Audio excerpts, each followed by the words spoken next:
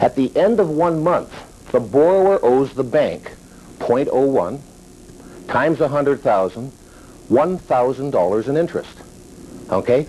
Anything you pay in excess of that $1,000 goes towards paying down the principal. Now here is a secret that some people find mind-boggling. And if I told you some of the people I've discussed this with and they've asked this question, you would be shocked.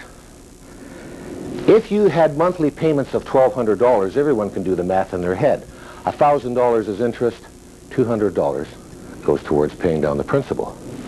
But what if you made a $300 a month prepayment along with that $1,200? Does it go towards paying down the principal directly? Of course it does, by definition. Mathematically speaking, it matters not whether you give $1,000 in interest to the lender, $200 plus $300 as a $1,500 payment, or if you give them a $1,500 payment, because everything in excess of that $1,000 pays down the principal.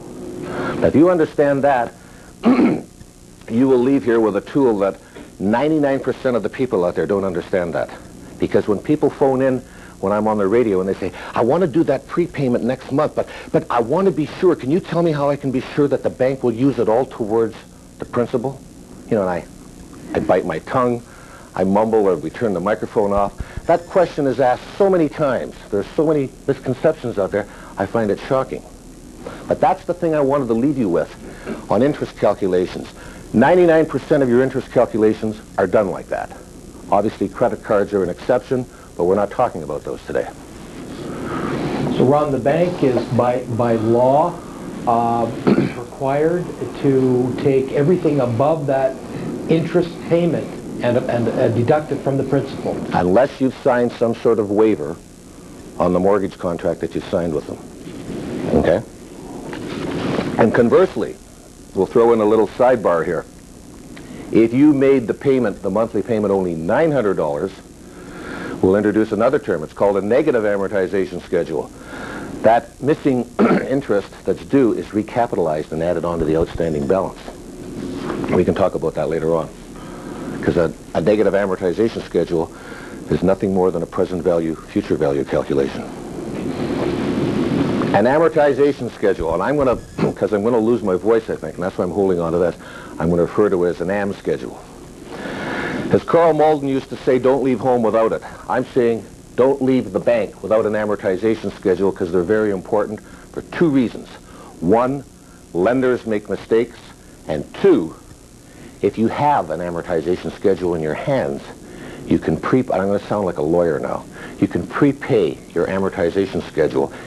You can prepay in accordance with the amortization schedule. Now, I'm going to explain what I mean by that now. Here's a $100,000 mortgage, 12%, semi-annual compounding. The blended monthly payment is $1,031.90 a month. I've only shown you the first three payments of the schedule. I've left off the dates, obviously. Now, you'll notice that the interest and the principal columns will always add up to the blended payment. Now, here's the trick or the technique. If on the very first blended payment of $1,031.90, you decided to prepay the principal, let me back up. I'm rushing myself here. I'm so excited to tell you about this. I forgot to point out one important thing. A very good friend of mine, an accountant, who I thought I'd known everything about mortgages for the last 15 years, and he brought this slant to it, and so I got to give Michael credit for this. This column here, you have no say in it. That must be paid back. Where you do have a say in an amortization schedule is this column, the interest column. So now if you have an open mortgage, you decide to pay $56.57, which is the principal portion of the second payment. You pay it along with the first payment. And guess what you save? $975.33 in interest. Divide 975 by 56. That's your 17 times return on an investment. What an investment. $56 and you almost make $1,000. I love those kind of investments. Now that's the power of an amortization schedule. And I might add at this point, the banks, they all know me because I'm a real thorn in their side. They do not legally have to provide you with an amortization schedule. Myself, Silverstein, Bruce Cohen, we've been writing letters and articles and yapping and screaming to the fools in Ottawa for 15 years saying, why can't you make something that simple a law? But anyhow, later on that. What I want to point out here is if you have an amortization schedule, most good amortization schedules will give you a subtotal at the end of each year. So there'll be a subtotal for year 1 showing the interest that's been paid, and a subtotal for year 2 showing the interest that's the principal that's being paid. Now if you have this amortization schedule, you could look down at the end of year 2 and look at the subtotal of the principal. You could prepay that along with the 12th payment, the last payment of the first year, and guess what you'd save? You'd look down at the subtotal of the second year's interest, and that's your savings. Year number 2 of the AM schedule, you rip it out, throw it in the garbage, tape year 1 back onto the rest of the schedule. You now know you have 23 years left. You know how much you saved. Your amortization schedule is still intact. You don't even need any software to generate another one. I'm putting myself out of business here. But that's how powerful an amortization schedule is. We can get into the question and answer period later on, but to reinforce the fact of how powerful an AM schedule is, if you wanted to verify an interest rate differential calculation for your client, you need 2 AM schedules. If you wanted to prove or disprove that the bank was giving them a bad deal on a blend and extend scenario where they take your car loan, and believe me, there's one lender that's been doing this for 10 years, blending car loans in with mortgages. Incredible. Quoting a blended interest rate, you have no way of verifying that until you have 3 AM schedules. I hope I'm getting the message across here, how very important an AM schedule is if you want to analyze a mortgage or a loan or a cash flow. You have to have them. Yet the banks, they don't have to provide them to you. I find that... Yes? Yeah, could we just ask Sure. a couple of questions there, and I'll play the simpleton here. Okay. Because I really don't understand it. I understand the concept of what you're saying. Now, Okay. And that makes sense. Now, we're talking about paying this interest. That's the payment I have to pay. That's your payment, payment number 1. That's my payment. Right. I make that payment. But if I give them that additional amount. at the same time... At the same time. That I pay this. At the same time with that I pay this. Right. I pay this extra amount Right. on the AM schedule. And therefore, how have I saved this?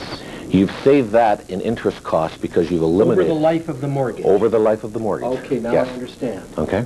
Okay? I'm sure I didn't make that perfectly No, clear. it was me. I'm sure everybody here understands. No, but that's a good point. So, now, if we really get aggressive then, and we pay this and this very first time, Right. over the life of the mortgage, we save this And that. Good point. I got you. Okay? I'm glad you brought that up.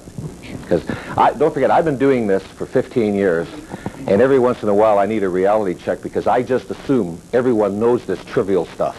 To me, I do this in my sleep. Yes, sir. Ron, you said at the beginning, if I heard you right, in 1994, this became law that an AM schedule was. Is that only in Ontario? Only for mortgage brokers. That was only for mortgage brokers, okay? That was the downside of the... it could have been a great step forward taken by the government. That doesn't make sense, only for mortgage brokers. Well, I don't know how many of you out there know, but some mortgage brokers, I hate to paint them all with a brush, but some of them have given the industry a tarnished name, and I'm being polite here because we're on tape, okay? That doesn't make sense. You know, you said a level playing field. Oh, of course, I agree with you. I, myself, you know, if I was wise enough to be a government official, you know, I would, you know, anyone that deals with a mortgage or a loan, period, whether you're in Canada, Ontario, whatever, you must provide an amortization schedule. There's nothing wrong with disclosing information. Information is power, and I think anyone that hoards it or keeps it from the public, I think there's something morally wrong there. But that's my personal opinion. Well, that's a pretty valuable tool for financial planning if you can show people in very graphic, simple examples like that how they can save over the 20 or 25-year term of the mortgage. I mean, you're providing them with a knowledge that they wouldn't get anywhere else. I think it's pretty powerful. You're absolutely right. You will have a tool as a financial advisor, like you said in your opening remarks, that This is not just a financial advisor trying to sell me a mutual fund. Here's somebody that's trying to show me how to optimize my cash flow and my money to achieve retirement. So this gives you an added advantage that you can now differentiate yourself from somebody else that's knocking on doors and trying to sell a financial package. You have a tool that they won't have. Because believe me, and I'm not trying to paint myself up here as, Albert Einstein. This, believe it or not, is grade 12 and grade 13 mathematics. This has nothing to do, I was awakened again in fourth year engineering. I did plant design and mathematical modeling. That was my thesis. And I got bitten by the mortgage bug again because we had to amortize capital equipment and stuff like that. And then when I graduated, somebody said, how many student loans you got? And I had a lot. And I said, I'm going to go to the Bank of Montreal and ask them that, because I was a commission salesperson. I said, if I give you an extra $300 this month, how will that impact my mortgage? And they go. And I said, well, damn it. I are an engineer, and I got enough math. If I can't figure out my own mortgage, I'm going to throw away my iron ring. So that's what got me involved here. Disclosure. The bank wouldn't tell me anything. And I find that appalling. That's unacceptable. Yes, sir. Does the bank have to give you an amortization schedule? No. If you request it? I don't know. I can't answer that question. I don't know. I know legally they don't have to give you one. Now, whether if you ask and put it in writing, that's a good question. I don't know. Yes. You're saying the banks will allow the prepayment like this as long as there's no waiver. How common is the waiver? Is that standard in most of the mortgages, or is that... What do you mean a waiver? You mean like a penalty for doing that? Yes. No, well, first of all, number one, you'd have to have an open mortgage to be able to do this.